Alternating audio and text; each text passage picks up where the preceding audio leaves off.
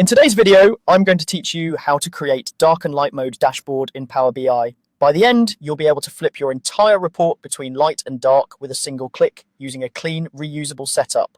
Start by opening Power BI desktop on your computer and navigating to the report you want to update. Before you begin, make sure you have a color theme table ready to go.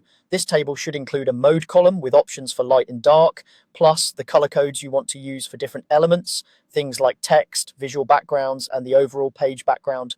Load that table into your report so it's available in the Fields pane. Next, add a slicer from the Visualizations pane and drag the mode field from your color theme table onto it. Select the slicer, open the Format pane, expand slicer settings, choose Tile as the style so it looks clean and button-like, then open selection and turn on single select. This ensures users can only pick light or dark, never both.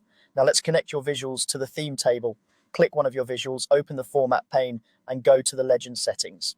Under Text Color, click the little formatting icon, the FX button, to enable conditional formatting. Set the format type to field value, then choose the text field from your color theme table as the basis and confirm.